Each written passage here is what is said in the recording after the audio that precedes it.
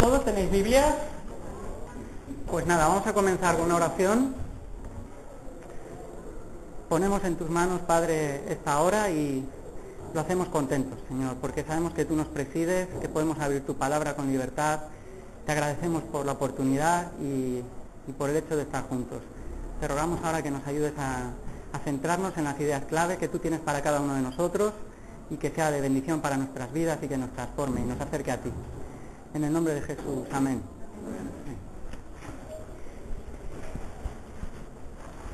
Bueno, pues como sabéis, ya he explicado en semanas anteriores, estamos ante un texto difícil porque se trata de poesía. Entonces la poesía explicarla es difícil porque tiene su propio lenguaje. Entonces hay que hacer un esfuerzo especial por cada uno de nosotros, por eso quiero que estéis, y estoy repartiendo especialmente, más que esquemas y que ideas y tal, el mismo texto en la hoja, que es lo que quiero que estemos centrados. En el texto que vamos a ver hoy, como va a pasar todas las clases, hay palabras que además nos pueden servir de ayudas clave, palabras clave que nos van a sugerir cosas. Es un texto difícil además porque cuando empezamos a leer el cantar, la poesía, aparece una historia que ya se da por supuestas ciertas cosas que nos explican. De hecho, la Sulamita aparece ya enamorada, no se nos dice cuál ha sido el primer encuentro que ha tenido con su amado, y es una historia comenzada. Hay veces que no sabemos dónde se desarrolla la escena, esto es muy característico cuando leemos los 8 capítulos. Hay veces que no sabemos quién es el que está hablando realmente, parece que los diálogos a veces se superponen unos a otros, y hay interpretaciones para todos los gustos. Entonces, yo una norma que os compartí es que nosotros vamos a tratar de ceñirnos lo más que podamos al sentido literal, que ya es difícil de por sí, para luego apuntar la parte alegórica con base en algunas partes que vimos en el resto de las escrituras, con ideas que sean paralelas y que tampoco se vayan de la parte literal del mismo poema. Eso es para evitar algún tipo de interpretaciones que ya aludimos, ¿no? que se van ya por los cerros de Úbeda, como vimos. Bueno, pues creo que el hecho de que sea difícil en sí ceñir estas cuestiones que os he planteado, quién habla, dónde, cómo se desarrolla, de dónde viene la Sulamita, cómo se ha enamorado, todas estas cosas son difíciles porque tienen un sentido, y el sentido es que es más evocador el texto así, nos abre más posibilidades. No nos ciñe tanto, como si fuera un texto frío literal, una prosa con su predicado, verbo, sujeto, todo esto, ¿no? Hay frases que incluso dentro de ellas mismas son un poco raras, aparecen casi como contradicciones. Por ejemplo, cuando empezamos el poema vimos que el primer verso decía: oh, si él me besara con los besos de su boca, él, tercera persona del singular, y ahora pasa enseguida a la segunda y es casi la misma frase, porque mejores son tus amores que el vino. O sea que en la misma frase está en segunda persona y ahora pasa en tercera persona, perdón, y ahora pasa a la segunda del singular. Esto es un poco difícil de casar a veces, y vimos algunos otros ejemplos. Bueno, en este caso, por ejemplo, pues nos da pie a pensar que ella está delante de la Sulamita está delante de las doncellas de Jerusalén, de las compañeras, pero el primer capítulo parece como que el amado aún no está presente. Y el hecho de que ella empiece el poema con una expresión de deseo, o si él como vimos y desarrollamos toda esa idea del deseo, es como empieza el Cantar de los Cantares. Para hablarnos de la idea del amor, una idea básica es hablarnos del deseo. Bueno, pues el hecho de que ella empiece expresándose así en tercera persona es como si ella le estuviera hablando a él delante de las doncellas, o si él, y ahora que pase a hablar de lo que mejores son tus, es como si ella empiece a hablarle directamente a él, pero él en el resto del pasaje no nos da pie a pensar que esté presente, a pesar de que al final hay yo apunté una posibilidad de que pudieran ser él mismo hablando, como dando respuesta, invitándole a buscar, a salir y buscar más de ese amor que ella quiere conocer, pero yo soy más partidario de pensar que era la voz del coro que toma un poco la inspiración o la voz de él, como vimos. Pero vamos, la idea es que ella está hablando delante de las doncellas, hablando de su deseo, de su amor, y luego cuando se refiere a la segunda persona del singular tú, es que ella encuentra a su amado dentro de su corazón, está dentro, hay una intimidad grande en ella, ¿vale? Bien, pues cosas así, que son difíciles en el poema de explicar, quiero decir, ¿no? Bien, Pues esa idea básica del deseo vimos que la semana anterior la desdoblamos en 3 partes, porque la primera parte del poema que vimos la semana anterior, vimos que os planteé esa subdivisión del texto, y la primera parte hacía una alusión muy directa al deseo físico, además, deseo físico, porque nos hablaba de sensaciones, nos hablaba de lo que le producía el amado más que el vino, más que los ungüentos, sensaciones físicas. Entonces está hablando de un nivel muy tangible, y así se desmarca el cantar, para hablarnos del amor, de esa idea mística o platónica, o idealizada del amor. No, más bien el cantar empieza de una manera muy directa, hablando del amor de una manera muy, podríamos decir, muy material, muy encarnada. Y de hecho el tema del amor es un tema enfocado a la relación entre un hombre y una mujer en todo el cantar. Entonces, ese es un primer nivel del deseo que vimos. Pero había otro nivel más adelante que también subrayamos, y es el nivel del deseo anímico, podríamos llamarlo así. Y es pues cuando ella hablaba de algo que ella deseaba, en lo que ella se gozaba, todo eso lo vimos, se gozaba, ella deseaba, decidía querer más, todo eso nos hablaba de un nivel del alma. Estábamos hablando de la voluntad, de la mente que deseaba, que gozaba, de las emociones, todo eso era el nivel del alma. Y en último lugar vimos cómo terminábamos nuestra porción cuando ella apuntaba a un deseo de que él le mostrara más. Ella tenía un deseo de una comunión más íntima, de esto que ella había empezado a conocer. De alguna manera ella había sido despertada al amor, había sido como, digamos, llamada al amor, y ella había detectado que en medio de todo este deseo, en este nivel espiritual también se produce este deseo de más intimidad, más comunión íntima con el amado. Y eso es como terminábamos la semana pasada, hablando también del deseo a un nivel espiritual. Por tanto, el amor aquí, digamos, influye, pero no como hace el mundo hoy día, solamente en el nivel físico, que es donde más se fija la gente. Por lo menos es como se nos presenta, en todo. Y no digo solamente, en las películas, digo en nuestras relaciones con compañeros de trabajo, todo eso, vemos que realmente lo que prima a la hora de las relaciones y todo eso es el nivel físico, se ha acabado, que es como empieza el cantar, los cantares, pero el cantar llega más. Entonces nos habla de la integridad de la persona, del nivel físico, anímico y de espiritual, ¿vale? Bueno, pues esto era el punto clave para interpretar el cantar de los cantares, arrancar bien con esta clave, porque a través del deseo que nos habla a fin de cuentas de esperanza, es un elemento que es inseparable en todas las escrituras del amor. Cuando hablamos del amor siempre hay que hablar de esperanza también y de fe. Entonces esto de alguna manera también ya se han transmitido aquí, pero nosotros vamos a seguir avanzando. Entonces, este es el punto clave, el motor, la chispa, que nos va a explicar el amor como Dios lo enfoca en su palabra, a través de este poema. Ella ha decidido en base a este deseo que quiere más. O sea que el amor, un principio clave, es que se decide. No solamente nos lleva, sino que además se decide. Ella es verdad que ha sido despertada, ha sido llamada. Ella siente, pero ahora ha decidido, también hemos visto que quiere más ese amor, quiere profundizar más en esa relación, ¿vale? Y eso es importante. Y eso es importante porque el amor en las Escrituras siempre se nos presenta como algo que es de iniciativa divina, no de parte del hombre.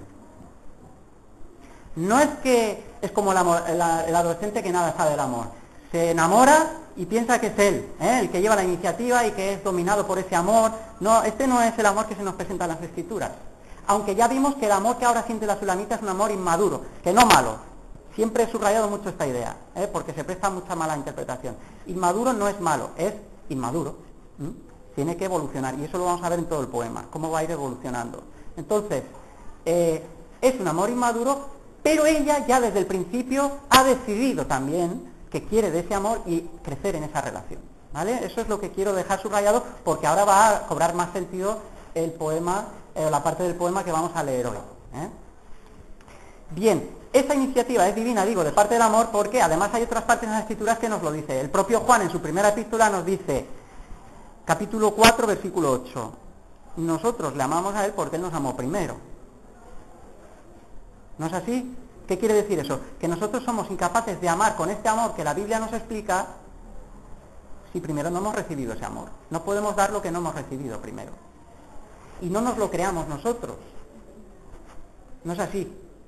Esto es bueno porque cuando se transmite a la relación de pareja, ya sea en el matrimonio, en el noviazgo, lo que sea, tiene que haber esa decisión de amar a la persona. Ahora, en lo que vamos a ver hoy, en el poema que vamos a leer, es cómo se mantiene ese primer amor que tiene la Sulamita, que hemos visto hasta ahora, cómo se mantiene y cómo se edifica. Vamos a ver un principio, Y vamos a leerlo ahora, y yo os invito a subrayar o a anotar esas palabras clave, que hay muchas y que nosotros pues vamos a tener que dejar de pasar. Hay mucho material en realidad, pero bueno, es muy sugerente, como os digo. Vamos al capítulo 1, versículo 9, donde lo dejamos. Leo. A yegua de los carros de Faraón, ahora es él el que responde. Ahora sí que hay una clara intervención de parte del amado por primera vez, por lo menos de una manera clara, ineludible. Es él el que está hablando. Y le está respondiendo: a yegua de los carros de Faraón te he comparado, amiga mía. Hermosas son tus mejillas entre los pendientes, tu cuello entre los collares. Zarcillos de oro te haremos tachonados de plata. Ahora es ella la que interviene. Mientras el rey estaba en su reclinatorio, mi nardo dio su olor. Mi amado es para mí un manojito de mirra que reposa entre mis pechos. Racimo de flores de areña en las viñas de Engadi es para mí mi amado. Ahora interviene él. He aquí tú eres hermosa, amiga mía. He aquí eres bella, tus ojos son como palomas. Ahora interviene ella.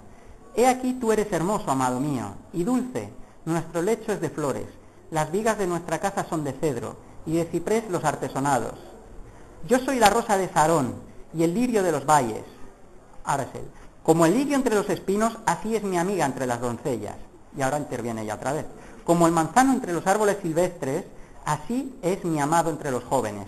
Bajo la sombra del deseado me senté, y su fruto fue dulce a mi paladar. Me llevó a la casa del banquete, y su bandera sobre mí fue amor. Sustentadme con pasas, confortadme con manzanas, porque estoy enferma de amor. Su izquierda esté debajo de mi cabeza, y su derecha me abrace. Y ahora, no sé si es él o ella, o es el coro. Yo os conjuro, oh doncellas de Jerusalén, por los cozos y las hierbas del campo, que no despertéis ni hagáis velar el amor hasta que quiera. Vamos a dejarlo aquí, porque si seguimos nos vamos a perder, y hay mucho. Vamos a ver hasta dónde podemos llegar hoy. Bien, ¿qué es lo que más nos llama la atención en esta porción que acabamos de leer, visto lo que hemos visto hasta ahora? Pues evidentemente es una cosa que es obvia. Si hay algo que caracteriza esta porción que hemos leído es que hay un diálogo, no es un monólogo, es un diálogo, es un continuo diálogo, y de ahí ya se está enseguida un primer principio, que el amor necesita de la expresión y del diálogo para edificarse, para mantenerse, para renovarse, todo eso que vimos la semana pasada, ese enamoramiento. Y casi la clase de hoy la podríamos titular de los principios del amor al éxtasis. Porque el poema que acabamos de leer, otra cosa que llama la atención es que acaba en un éxtasis de la Sulamita. Está como pidiendo, sostenedme que me caigo, está diciendo en pocas palabras. ¿Y qué es lo que le produce eso? Pues el éxtasis que le produce el experimentar este amor, ¿vale? Entonces, ¿por qué lo vamos a titular de los principios del amor al éxtasis? Porque todo este pasaje nos va a hablar de principios o reglas, o como queráis llamarlo, como más os guste. Y estas palabras clave son las que nos van a sugerir estos principios del amor, que nos van a conducir al éxtasis de la Sulamita, que lo van a explicar. Y lo vamos a dejar ahí. Luego la semana que viene ya iremos viendo más cosas, porque el poema acaba en el capítulo 8, no aquí.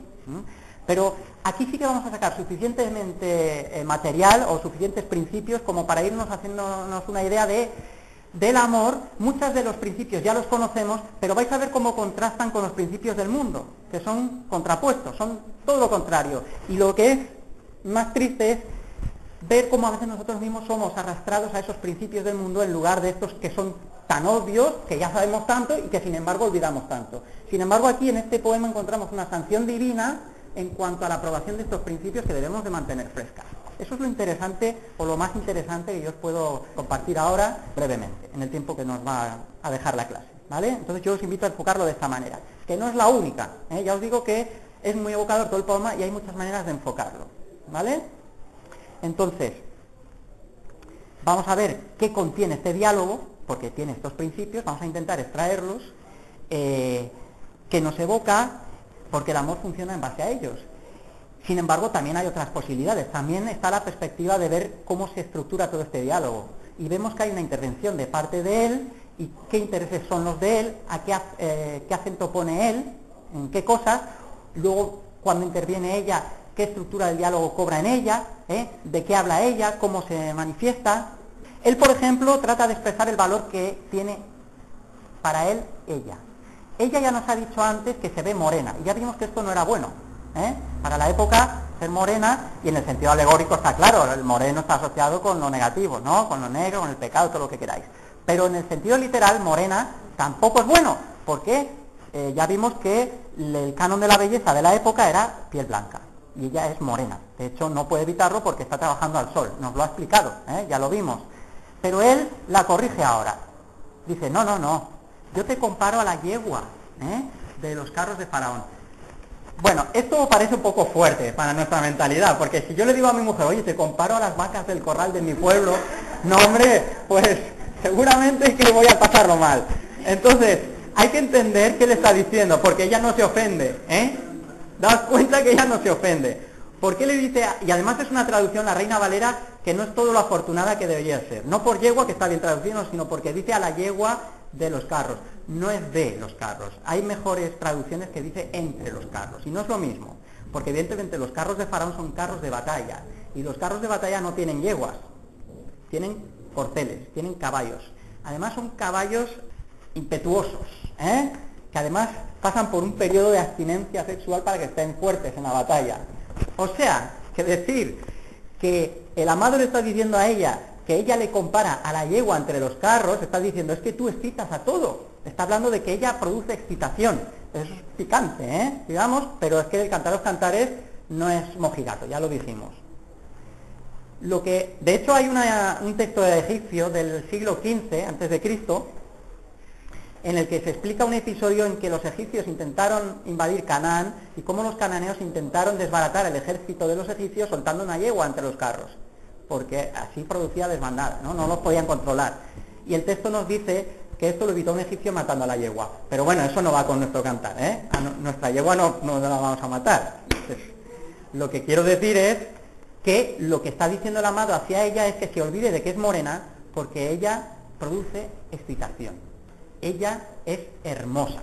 ¿Por qué? Porque cuando esto en nuestra mentalidad no es una buena comparación, pero en la época sí. En la época hablar de una yegua entre los carros de Faraón es hablar de un animal de caderas anchas, que eso sí que es de los cánones de la belleza de la época, es hablar de un animal además que era mimado, no era un animal cualquiera. Una yegua, cuando un rey exhibía su yegua, lo hacía con orgullo. Era un animal mimado, adornado con joyas. Si tú visitabas incluso en épocas más recientes, visitas a un jeque y te sacas su animal favorito y todo eso, si lo desprecias lo estás ofendiendo mucho. Y en la época lo mismo, cuando un rey o un noble exhibía su yegua, lo hacía para presumir de su estatus y para presumir del buen ejemplar que él poseía. No se podía despreciar así como así, porque estaba presumiendo de algo que era bello, que era apreciado. Y eso es lo que le está diciendo el amado. O sea, que no le está diciendo que es una vaca ni un caballo, no, le está diciendo algo bonito. Hay que meterse en la época, no en nuestra mentalidad. Además, las yeguas no eran un animal de carga, como os podéis imaginar, es un animal de lujo. Así es que le está expresando dos cosas. Le está diciendo, por un lado, que ella es algo que produce excitación, que es muy apreciada, y por otro lado también está diciendo que es hermosa. Le está diciendo, pues, que es valorada. Eso es lo que le está diciendo, que se olvide de que es morena. ¿Qué es lo que está haciendo? Le está corrigiendo, le está edificando con este diálogo. De aquí podemos extraer otro principio inmediatamente que solemos olvidar en nuestros matrimonios, en nuestras relaciones, y es no a la crítica. El peor enemigo del amor es la crítica, o uno de los peores. No a la crítica. ¿No será que la sulamita no tiene base para ser criticada? Ya vimos que era morena, y vamos a ver cómo además de que es morena es inmadura, y además va a meter la pata. Va a empezar con una coquetería que no viene al cuento. Pero eso lo veremos en clases sucesivas. O sea que tiene muchos defectos, pero nunca vemos al amado criticarla en ese sentido. Y vamos a ver, pues, cómo el amado actúa dependiendo de las circunstancias con la amada. Pero en este caso en concreto, que ella ha dicho ya que es morena, sin embargo ya es consciente de que es codiciable, porque el amado, al igual que aquí, ya antes le ha dado pie para que ella se sienta codiciable, como vimos. Y ahora, pues se lo está refrendando, se lo está recordando otra vez. No, tú morena nada, tú a yegua entre los carros de Faraón. A eso te comparo. Y además ahora va a apuntar a sus mejillas, a su cuello, y esto es un par de palabras clave también que a mí me han parecido cada vez más importantes. A medida que he estudiado el texto, me han venido con más insistencia. Al principio no, casi las pasamos de corrida, es como casi adornando lo que acabo de decir en cuanto a la yegua. Pero es que ahora va a estar hablándole de cuello, de sus mejillas, y es la primera descripción oficial en el Cantar de los Cantares que aparece de ella de parte de él. Y en lo primero que se fija, luego nos está hablando de intereses del amado en ella. Luego hablará de sus piernas, de sus caderas, de sus pechos, de sus no sé qué. Pero ahora lo primero que se fija él es en sus mejillas y en su cuello. ¿Por qué? Eso es una pregunta interesante. Lo primero que hace es que él la está vistiendo ya con la vista, porque dice, tus mejillas entre tus pendientes, tu cuello entre los collares, ¿sabes? ¿Qué pasa? ¿Que ella es coqueta y que viste todo eso? Si es una pastorcilla que está criando ganado, ¿tiene pendientes? Pues digo yo que como no se los haga de flores, no sé, no tiene mucho sentido. Ya también vimos que no debemos forzar mucho el texto, ¿a poco? No debemos empezar a elucubrar.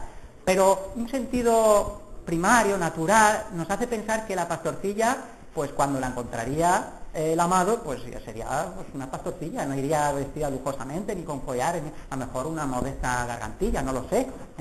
Pero ¿qué es lo que está diciendo ahora? Que él la está vistiendo, él la está... De hecho, la siguiente frase que va a decir es, zarcillos de oro te haremos, te vamos a proveer. Ese es otro aspecto del amor, que provee, es un amor práctico. Eso es lo que le está diciendo. Esto ya sé que lo sabemos todos, pero también lo olvidamos muchas veces. Porque a veces lo que hacemos con nuestras críticas es intentar mejorar al otro. Es que así le hago ver, pues el Cantar de los Cantares no usa esa estrategia. La estrategia del cantar es edificar. Ella ya sabe lo que es, ya sabe que es morena, y ya sabe que a lo mejor hasta está mal vestida. Pero ahora él está proyectándole hacia ella y además está diciendo en dónde se fija. Se está fijando en sus mejillas, no en sus pendientes. Se está fijando en su cuello, no en sus collares. Ni siquiera el que él le vaya a proveer. Otra cosa importante que se extrae de aquí es que no la está cosificando. Ella es más que eso. Lo otro la adorna, pero ella vale mucho más que eso. Eso es otra idea interesante que le está manifestando a la amada. Y de hecho, evidentemente, con todo lo que hemos dicho, ya iba a ser suficiente como para decir, es que ni siquiera se esconde el amado, no se avergüenza de ella. A pesar de que las damas de la corte son más blancas y puede que sean más guapas, a nivel oriental y en la época en la que estamos, siglo X antes de Cristo, pues él no esconde a la sulamita, él presume de la sulamita, como yegua entre los caballos, entre los carros. O tú resaltas entre los adornos, porque no eres una cosa, eres mucho más valioso para mí. Eso es lo que le está diciendo aquí en el poema. ¿Y de qué nos habla además las mejillas y el cuello? Porque es una figura que a mí cada vez el Señor me ha ido mostrando más cosas a medida que he leído, pero todo el pasaje. Porque incluso al final del pasaje me venían a la mente la mejilla y el cuello otra vez. Pues no sé, las mejillas, en un sentido alegórico, se puede pensar que es la belleza natural. Hay quien lo interpreta de esa manera. Es una belleza natural, pasajera, porque es natural, pero es belleza a fin de cuentas y también se valora. Y también nos habla de la imagen de Dios que tenemos incluso en nuestro estado caído y que ha de ser cuidada también. Nuestra imagen, nuestro estado actual, debemos de valorarlo también, de cuidarlo, de unirnos al Señor, de rechazar el pecado, pero no rechazarnos a nosotros mismos. Esa es la idea que quiero subrayar, porque lo importante para el amado es que ella no se rechace, y esto se va a manifestar también cuando ella empiece a hablar. Lo vamos a ver enseguida. Y el cuello ¿de qué nos habla? Pues el cuello es muy sugerente también, porque el cuello nos habla del porte, de la dignidad. Si lo ponemos muy duro, de hecho nos habla en las Escrituras de dura cerviz. Esto se refiere a los pecadores, Cuando se refiere a las Escrituras, a vosotros que sois de dura cerviz, son los pecadores que son intransigentes para ser corregidos, no quieren, son duros. Eso es malo.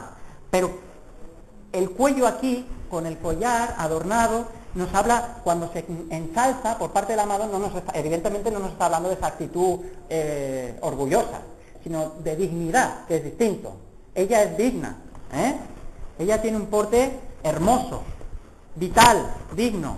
Eso es también muy importante para el amor, porque otro principio que se extrae de aquí es que el amor no se edifica con la cabeza decaída, o diciendo que malo soy, o con actitudes negativas, sino rehaciéndose. Ella ya misma se está reconciliando consigo misma. Soy morena, pero codiciable, ojo, eso lo dice ella. Y ahora va a decir, yo soy la rosa de Sarón, con lo cual ya no, eso contrasta mucho con la actitud de, oye, yo soy morena, de antes. Cada vez, a medida que avancemos en el poema, veremos que ella cada vez se valora mejor. ¿Y por qué? ¿Porque se lo cree? No. Si acaso, porque el amado se lo está haciendo ver a ella. Porque ella cada vez está más cerca de la visión del amado que de la suya propia. Eso es otra cosa importante, en cuanto al amor. Entonces, el cuello aquí nos está hablando de una actitud que contrasta con la de muchos creyentes que son derrotistas, cabizbajos, negativos, etcétera, etcétera. Y así no se edifica el amor.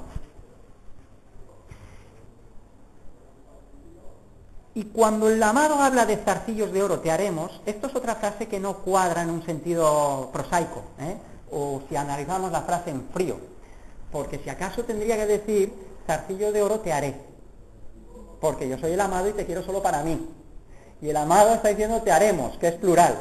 Esto tampoco casa, pero estamos en un poema, y en un poema que es evocador. ¿Y qué nos evoca esta idea del plural? Pues que el amado no está solo. Evidentemente, si es plural no está solo. ¿Quién es el que le acompaña al amado? Pues el amado, digamos, que no está edificando solo. Enseguida podemos pensar que el amado es un temeroso de Dios, en un sentido alegórico. Esto no es forzar el texto, ni mucho menos. Porque él va a edificarla con oro. El oro, en un lenguaje tipológico, que es como nosotros interpretamos el cantar, realmente, el oro siempre apunta a la divinidad. Zarcillos de oro te haremos. Oro, divinidad. Eso lo vimos, por ejemplo, en el curso pasado cuando hablábamos de la tipología del tabernáculo. ¿Os acordáis? Había elementos de oro y siempre apuntaban a la divinidad. Bien, también el oro nos habla de algo que es muy costoso. Él va a proveerla y además no va a ser con baratijas, no va a ser con lo secundario o con lo que le sobre, sino con lo que le cuesta. Digamos que en un sentido simbólico, proveyéndola de este oro, se está dando así. Esta es la idea. Por eso dice de oro. Y es importante que el poema nos diga de qué material está hecho estos zarcillos. Estos zarcillos, para que nos entendamos, para los que andemos un poco despistados, son como pendientes, ¿vale? Pendientes que luego van a ser labrados, además, porque dice tachonados, cubiertos. Oro, cubierto, además, otro material que es muy sugerente, de plata. La plata, en el lenguaje tipológico, ya sabéis que nos habla de redención. Luego está redimiéndola. Oro y plata, zarcillos de oro, tachonados de plata. Además, tachonados o labrados es una obra muy artesanal, se hace a mano y requiere mucho tiempo y mucha diligencia. Es una obra delicada. Esto nos habla también un poquito de la idea del amor. El amor no es una cosa que nos encontramos, como yo os he dicho antes, al estilo adolescente, me he enamorado. Cuando dice uno me he enamorado, no sabe ni lo que está diciendo, porque el amor se construye a partir de ahí. El que dice me he enamorado está nada más que en la primera porción del poema del Cantar de los Cantares, aquella que nos habla del deseo físico, de aquello que le evoca a la tsunamita que vimos ya detallado. Pero aquí se nos está hablando de algo mucho más profundo. Esa es la idea. El amor es una obra delicada, costosa y muy valiosa además. Eso es lo que le está transmitiendo él. Vamos al versículo 12, pero es ella la que interviene ahora. Mientras el rey estaba en su reclinatorio, etcétera, etcétera. Reclinatorio es la versión Reina Valera. Si fuerais a las Biblias Américas, por ejemplo, se traduce la idea mesa, el rey en la mesa. Otras versiones dirán diván, todas aluden a lo mismo. Aquí en esta porción se nos habla de la mesa del rey, que el rey además es Salomón, se nos habla del nardo, como palabras más sobresalientes, y se nos habla de la mirra también, comparaciones que hace ella. El tema de la mesa de Salomón es un tema muy sugerente también. Si fuésemos, por ejemplo, a Primera de Reyes 4:22, ahí se nos explica un poquito más acerca de la mesa. Y lo que interpretemos en ese pasaje de Reyes, también lo podemos aplicar aquí en Cantar, porque se está refiriendo al mismo entorno. Os lo voy a leer rápidamente. La provisión de Salomón, la mesa nos habla de provisión, el rey está en la mesa, ella se acerca a él, además el rey está reclinado, está sentado, es una posición de dominio, digamos, de cuando uno se sentaba ya no estaba tenso, es un entorno que se nos está dibujando de intimidad y de aceptación. Ella se siente aceptada porque el rey está reclinado con ella. Y además la mesa nos habla de esa provisión. La provisión de Salomón para cada día era de 30 coros de flor de harina, 60 coros de harina. Los granos nos hablan de algo fructífero, ya podemos ir asociando ideas. La flor de harina nos habla de pureza, de gran pureza. Además está aquí el tema del pan, la mesa del Señor, el Nuevo Testamento, de ahí ya podemos todo lo que queráis. Pero nosotros vamos a ceñirnos más literalmente, por eso no vamos a desarrollar mucho. Pero están ahí las ideas, y son muy sugerentes. Sigo, versículo 23. 10 bueyes gordos, 20 bueyes de pasto y 100 ovejas. Nos está hablando de lo que había en la mesa de Salomón, continuamente. Sin contar, podríamos decir, sin los ciervos, gacelas, corzos y aves gordas. Está hablándonos de la carne que había en la mesa de Salomón, lo cual nos habla del tema de los sacrificios. Sacrificio también aquí en Cantar, en la mesa de Salomón. Amor, nos habla de fructífero, pureza, nos habla de sacrificios, provisión.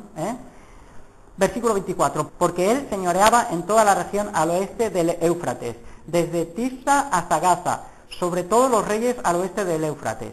Y tuvo paz por todos lados alrededor. Y Judá e Israel vivían seguros, cada uno debajo de su parra y debajo de su higuera. Seguridad, nos habla, la idea también. Desde Dan hasta Berseba todos los días del Salomón. Además de esto, Salomón tenía 40.000 caballos en sus caballerizas para sus carros y 12.000 jinetes. Nos habla de poderío. Y de hecho, si fuéramos un poquito más adelante, la reina de Saba nos dice el capítulo 10 que cuando veía cómo vivía Salomón, y nos dice en el versículo 5 del capítulo 10, asimismo la comida de su mesa, cuando vio la reina de Saba, pues nos dice, se quedó asombrada. Y eso no lo decía una labriega cualquiera, lo decía la reina de Saba, nada menos, se quedó asombrada.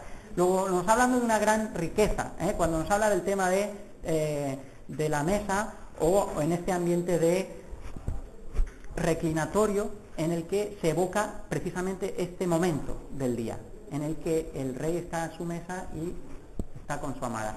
Esto de que está a la mesa es evocador en todo el pasaje, porque si fuéramos, por ejemplo, en este pasaje que hemos leído del Cantar, al capítulo 2, versículo 4, ahí se alude a la casa de banquete por parte de ella, por ejemplo. El rey me trajo a la casa de banquete. Entonces, en una visión global, vamos a alejar ahora la lupa, vamos a hacer un esfuerzo. Vais a ver cómo los versículos 12 al 14 nos evocan el tema de la mesa. El versículo 16 y 17 nos habla del tema del hogar, recogido.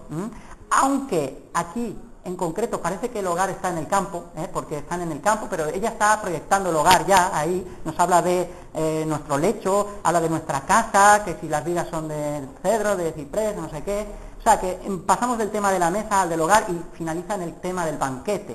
Por tanto, todo este tema de la mesa de Salomón está bien cogido aquí. ¿Por qué? Pues que porque al final acaba hablando del banquete y el final es el éxtasis. O sea que hay un hilo en todo el pasaje. Hay un hilo que pasa por todo ello, desde la mesa hasta el éxtasis. ¿Os dais cuenta?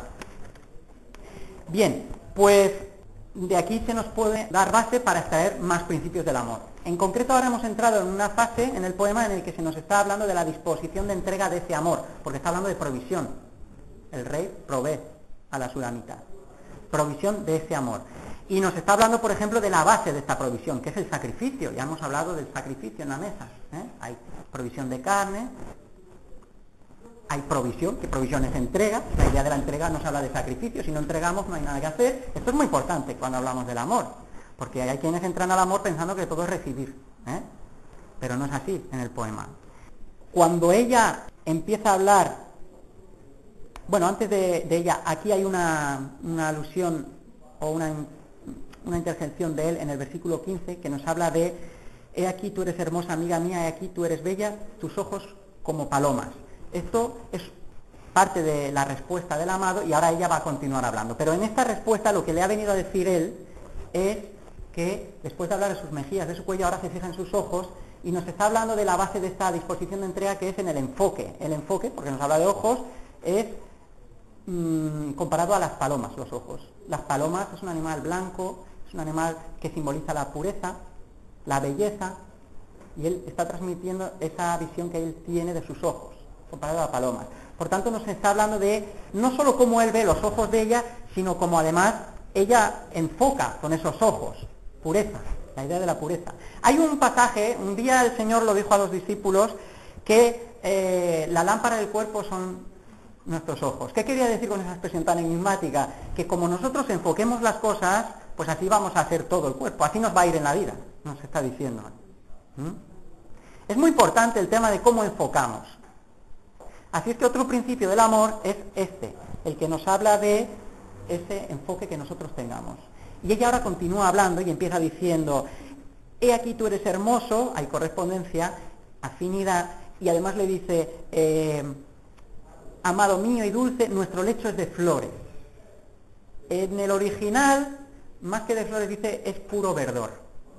Si fuéramos más literales con el poema. Claro, el verde nos habla de algo de vida, nos habla de algo que sustenta la vida, que es aún más sugerente todavía que las flores. Las vigas de nuestra casa son de cedro y de ciprés los artesonados. Pues ahora ella le está proyectando sus intereses, que es el nivel de un compromiso, porque no es una aventura lo que ella está queriendo. Ella lo que quiere es traerle al hogar. Y le está hablando de proyectos, de algo que exige compromiso de parte de los dos. Y ahora le está hablando de materiales con los que quiere edificar ese hogar. Está hablándoles de cedro y de ciprés. Las maderas de estos árboles también son muy sugerentes, al hilo de lo que estamos viendo. ¿Por qué? Pues porque el cedro, por ejemplo, es un árbol alto, mide 30 metros por lo menos, son más o menos pues de esa altura. Luego nos está hablando de un árbol que está orientado hacia el cielo. El cedro además es un árbol majestuoso, de raíces profundas, lo cual también nos está hablando del apoyo que tiene. No hace falta que diga más, ¿no? Además, el cedro es un árbol perenne, no pierde nunca las hojas, casi podemos decir vela, no se duerme. Y en todo caso el cedro siempre es un emblema de grandeza, de nobleza, de estabilidad. Todas esas ideas nos sugieren. Además, es el material con el que se construye, por ejemplo, el templo en Jerusalén. Es una madera que además no es dura, es una madera blanda. ¿Esto de qué nos habla? Pues nos habla de flexibilidad y de resistencia, porque si fuera dura crujiría. Y esto es muy importante aplicarlo en el hogar, porque si no, pues los resultados están ahí. El ciprés, pues el ciprés nos habla de un árbol. Hay, por ejemplo, cuando Ruth y yo nos casamos, el texto bíblico que se usó de base fue precisamente este, del cedro y del ciprés. Y entonces el pastor nos aplicó el cedro a mí y el ciprés a ella. Pero nosotros vamos a juntarlo aquí en la clase. Y el ciprés también podemos aplicarlo a los dos. Y el ciprés en este caso, aunque un poquito más a ella, yo me resisto, no sé si es porque me casé con esta visión, pero el ciprés nos habla de un árbol también elegante, ya hemos visto las mejillas y el cuello de ella, cómo se prestan a esa elegancia, a ese deporte, a esa dignidad, por eso me gusta aplicarlo a ella más, el ciprés. Y además el cedro, como hemos visto que es majestuoso y nos da esta visión tan idealizada, esta es la visión que se nos da del amado en el poema, porque a ella sí que le podemos sacar defectos en base al texto, pero a él no. La visión de él es perfecta prácticamente, es el amado perfecto, y se proyecta muy fácil a nuestro Señor. Sin embargo, ella se proyecta muy fácil a nuestro caso, porque está llena de defectos, y es morena, y tal. Entonces, a mí me gusta aplicarlo de esa manera. Yo os lo dejo para que vosotros toméis como más os edifique. Pero el ciprés es un árbol elegante, como hemos dicho, también mira y apunta hacia el cielo, además como una aguja, ¿os dais cuenta? Pero es muy interesante que es un árbol que está asociado a la muerte. Bueno, los cementerios de Judea y aún en los nuestros se ponen allí, está lleno de cipreses. Luego está asociado a la muerte, y esto es muy interesante porque lo podemos aplicar a la muerte del yo, es necesario. El que no muera del yo Yo no digo que no pueda ser feliz en su matrimonio, pero le va a costar más, desde luego. Y eso siendo muy generosos. También es una madera blanda, es ligera. Al igual que el cedro, es una madera que es difícil que se pudra. Es bastante incorruptible. Se trabaja bien, lo cual nos habla también de la idea de que no es rígida. Me acuerdo ahora mismo de, por ejemplo, Jeremías, la casa del alfarero. Se prestaba la jarra a poderse trabajar por parte del artesano, del dueño, del creador. No era rígida, tenía que estar maleable. Así se podía rehacer, pues así la madera del ciprés. Además puede tener acabados muy buenos el ciprés, se trabaja muy bien esa madera. Por supuesto, la muerte del yo también nos habla de la sumisión, una idea también muy importante, someteos unos a otros, pero especialmente Pablo se lo dice a las mujeres, para con sus maridos también. Bien, ambas maderas no son duras, como hemos dicho, sino blandas y resistentes, y eso nos habla de la mansedumbre también, o como os he dicho, de la flexibilidad. La mansedumbre es algo que el Señor mismo dijo que era Él mismo, valga la redundancia, y que debe ser proyectado en nosotros, porque si Él se está formando en nosotros, debemos manifestar ese carácter, ¿no? Bien. Por supuesto, como veis, nos estamos saltando algunas cositas, pero es que si no el tiempo se nos va a acabar, pero no os he dicho nada del nardo, pero os lo digo muy rápidamente. El nardo es una flor blanca, muy olorosa. En la India, por ejemplo, se usaba su aroma como afrodisíaco. El nardo es sinónimo de ella misma en el pasaje, ¿vale? Entonces, el blanco nos habla de pureza, porque el nardo es blanco, pero además es un aroma intenso, embriagador. Necesita mucha luz, o sea, ella necesita recibir luz, como nosotros necesitamos recibir del Señor. El nardo es resistente a las sequías y a las plagas, el amor es resistente, todo lo soporta, nos dice Pablo. Existe mayor peligro cuando es bulbo. Cuando la planta es inmadura, cuando es un bulbo, existe mayor peligro de araña roja y de parásitos que cuando ya está hecho, que es más resistente. Lo cual nos habla de que en fases inmaduras es más vulnerable, igual que nuestras vidas y también igual que nuestro amor, igual, pero bueno, yo os dejaba esto porque son ideas que no quería dejar en el tintero. Pero bueno, vamos a ir directos ya a cuando ella dice lo de la rosa de Sarón. Capítulo 2, versículo 1. Ahora interviene ella y ella dice: yo soy la rosa de Sarón. Como ya os dije, pues la rosa no es exactamente literalmente la palabra, lo más seguro es que sea narciso, que es una flor muy común. Porque así a primeras decimos, mira, se dice que es la rosa, qué creída, pero lo que está manifestando es que se valora, como hemos dicho, pero que es modesta, no olvida su dignidad y su modestia, porque se está comparando a una flor común, como puede ser el narciso, o algunos creen la rosa de azafrán. La rosa de azafrán también puede ser aplicado aquí, No, es que es una palabra difícil de traducir. Pero es igual, si decimos narciso como si decimos rosa de azafrán, evidentemente estamos hablando de flores modestas, bellas, porque las flores son bellas, pero son modestas. 85.000 flores de azafrán hacen falta para 1 kilo. Eso nos habla de la insignificancia de lo que es la flor en sí. ¿Os dais cuenta?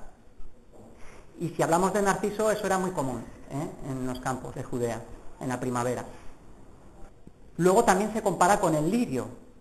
El lirio también es una flor muy común de Sarón, de las llanuras de Sarón, y también nos sigue hablando de la autoestima con modestia. Tiene un justo concepto de sí ella, ni más ni menos, como dice Pablo también en los Romanos. Cada uno tenga el justo concepto de sí, de acuerdo al don o la capacidad que Dios le ha dado a entender. Cada uno que se juzgue a sí mismo de manera adecuada. Ni se pase ni se quede corto. Porque un error, yo creo que más común entre los creyentes es quedarse corto. Ay, yo es que no valgo para esto, es que no, pero ¿quién soy yo para no? ¿No? Cuando Moisés iba en ese plan con el Señor, nos dice el texto, se enfadó. Llegó un momento en que se enfadó, ¿os acordáis? En el Éxodo. Y Moisés se tuvo que callar. Porque cuando nos valoramos, estamos diciendo a Dios, tú no eres capaz de hacer nada conmigo. Eso es lo que estamos diciéndole. Así es que ella está comparándose a flores que son bellas pero modestas. Y como vamos a ver, él lo que está haciendo es levantarla continuamente, un poquito más. Todavía no te estás valorando bien, te quiero más, como yegua, más todavía. y luego entrará con su cuerpo, y al final del texto veréis que una lectura rápida del poema parece que empieza como acaba, pero cuando nosotros vamos profundizando en él nos damos cuenta que la visión que ella tiene de sí misma es muy diferente a cómo empieza el poema. Y de hecho al principio del poema está casi como sometida a los hermanos carnales, pero al final les contesta a los hermanos carnales. ¿Qué decir? ¿Que yo soy inmadura o no sé qué? No, no, yo soy, además mi amado es mío. Nada que ver con el principio del poema. Seguimos hablando de principios del amor, modestia. También, evidentemente, el tema del hogar nos ha llevado al tema de la intimidad. Pero además, cuando dice como el lirio entre los espinos, él, no, tú no eres un lirio, tú eres, si acaso, si eres lirio, los demás son espinos. Está hablando de dos categorías diferentes, no son comparables. Lo que nos está hablando es de la unicidad de ella. Él no la está comparando con las demás, porque no se puede comparar. No está diciendo, no, tú no eres como, tú si acaso eres como el lirio entre flores más, menos, como hierba. No. Está diciendo, como dos categorías diferentes, yo no te comparo, tú eres única. Eso es muy importante en la idea del amor, porque el amor del que nos habla el poema es exclusivo. Y esto es un tema muy importante además. Como el manzano, ahora dice ella a él, entre los árboles silvestres o entre los árboles del bosque, lo que está diciéndole a ella es lo mismo. Pues yo tampoco te comparo a los demás. Porque un árbol frutal no se puede comparar con los árboles silvestres. Son dos categorías diferentes. Y también lo que está manifestando ella es, una vez más, que no lleva la iniciativa. Ella sigue el modelo que él le ha dado. Él le dice que no es comparable, ella le responde con afinidad. No eres comparable tampoco para mí. Eres único. Esto es muy importante. Y ahora ella desarrolla más todavía en base a la visión que le está dando. Bajo la sombra del amado, y su fruto fue dulce. Todo esto nos habla otra vez del tema de la provisión, que es otro principio del amor. La practicidad del amor. No es un amor esotérico, platónico o de ideas, sino que es práctico, es encarnado. Nos habla de provisión, la sombra, protección, seguridad, cobijo, fruto, alimento, etcétera. ¿Os dais cuenta? O sea que el poema va mucho más allá de lo que nosotros podemos desarrollar ahora. Y la conclusión lógica de todo ello es que cuando ella empieza a ver esto y se lo hace ver su amado, entra en éxtasis, se cae. Sostenedme, sustentadme con pasas, con manzanas, con algo que tenga alimento. ¿De qué nos está hablando ella aquí? De que ella tiene necesidad de nutrición. La casa de banquete además nos sugiere un lugar de gozo. El amor no es para estar llorando siempre, aunque lleva momentos de crisis, y en el poema lo vamos a ver, pero es un momento de gran gozo. Es un lugar en el que se nos habla de la bandera de amor, que cubre a ella, es el estandarte, es lo que identifica. La bandera era lo primero que se veía a los ejércitos al llegar. Ya sabemos de dónde es ese ejército, es lo que identifica. Ya sabemos qué sabor tiene, ya sabemos si son los asirios, que son muy bestias, ya sabemos si son todos. Pues la bandera que ella ve en él es la del amor. Y es que el amor es la que da respuesta a todas las crisis, a todos los problemas. Parece una frase fácil, pero no lo es, es real. Y cuando ella entiende esto, se le olvida todos los aspectos negativos y le viene el éxtasis. Y ahora viene una expresión que no es original del poema del Cantar de los Cantares, ni siquiera de la Biblia, porque es una expresión de enamoradizos en la poesía sumeria, por ejemplo, y en otras partes, de su derecha me coge, su izquierda me abraza, y no sé qué. Ese regocijo, ese recogimiento expresado en ese abrazo es una figura que entenderían muy bien los lectores de Salomón cuando él escribió el poema, porque nos está hablando de algo que el abrazo dice por sí mismo, no se puede expresar, ¿no? Ella se siente aceptada, valorada, querida, amada, y claro, eso es lo que le produce la debilidad de piernas, decir, sustentarme, no sé qué. Y este era el secreto que le conduce al éxtasis, descubrir este amor. Termina el poema con una intervención que no sabemos en boca de quién poner. No sabemos si en el de él, en el de ella, porque ambos podrían suscribirla, o en la del coro, porque el coro toma ahora esta figura y parece tomar el ambiente que se ha respirado hasta ahora y transmite la idea que el amado está sintiendo, especialmente el amado, porque es una idea madura. Es como a veces decimos cosas que ni siquiera nosotros nos creemos.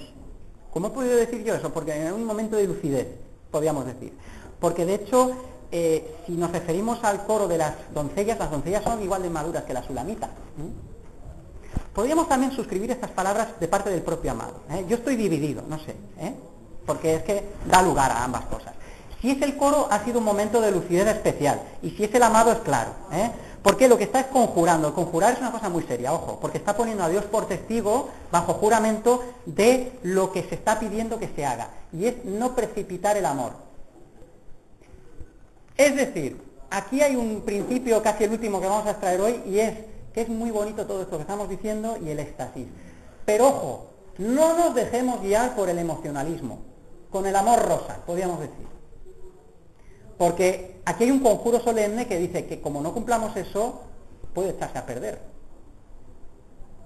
El elemento de decisión que ya ha aparecido en las primeras partes del poema, debemos de mantenerlo.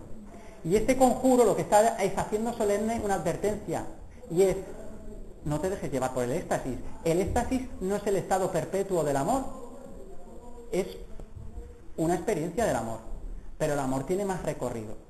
No podemos estar siempre en la cámara secreta, o en el monte alto. Llega un momento en el que hay que descender al mundo también y mantener ese amor. Entonces, es bonita la experiencia del éxtasis, es real, pero no debe dominarnos. Y esto valga también como alegato contra las relaciones prematrimoniales, porque lo que está diciendo aquí el pasaje es que él y ella todavía no se han unido. No hagáis velar, no forcéis el amor, no lo precipitéis hasta que él quiera, lo cual también nos habla de que hay un proceso. La frase implícita nos habla del proceso del amor. El amor es algo que no es una chispa, no es un momento, sino que es un proceso continuo, que requiere tiempo, exige tiempo, no se puede adelantar. Es como la fruta, nosotros querríamos madurarla. Cuando la maduramos en las cámaras, la fruta pierde calidad siempre, y entonces no sabe ácida, y cosas así. Pues el amor, está diciendo aquí, es lo mismo. El amor requiere su proceso, y si lo quieres precipitar, pues hay peligro en ello. Eso es lo que está diciendo. Ojo también a la intervención de terceras personas, porque el conjuro lo que está diciendo, aunque sea por boca del coro, en realidad está hablando con la voz de él. Está diciendo él: no forcéis, no tenéis parte aquí, dejar que el amor siga su curso. Es una cosa entre dos. No admite intervención de terceras personas. Meditarlo más despacio y veréis cómo todas estas ideas están ahí, en el conjuro. Además es un conjuro leitmotiv del poema, porque se va a repetir. Es tan importante que de vez en cuando se nos va a recordar a medida que avancemos en la lectura. Y con eso tenemos que ir terminando.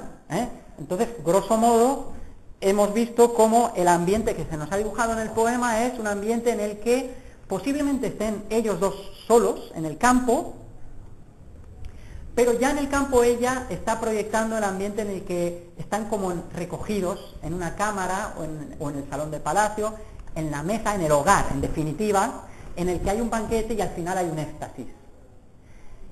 Y acaba muy bien con este éxtasis, pero se apunta esta intervención del coro o de él como una advertencia hacia ella.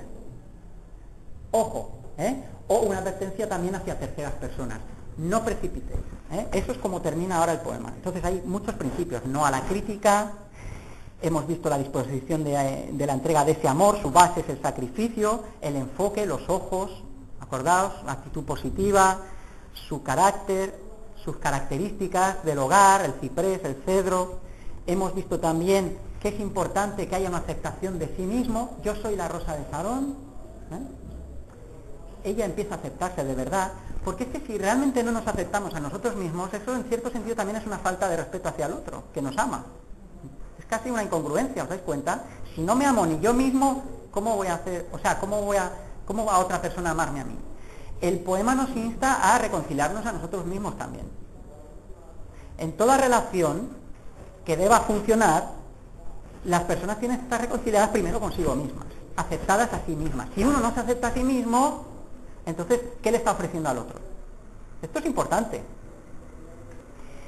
Y por último, hemos visto el principio del ojo al emocionalismo. Ojo al emocionalismo, el amor no es eso, aunque haya fases que sean de emoción y sean muy bonitas, ¿vale? Pero nos insta a tener dominio propio y el elemento de la decisión mantenerlo siempre en el amor, porque el amor es decisión. Y lo vamos a dejar ahí hasta la semana que viene. Como veis hay muchas cosas en el poema, hay mucha tela. Pues vamos a terminar entonces con una oración. Si alguno desea, pues nos despide, si no lo haré yo.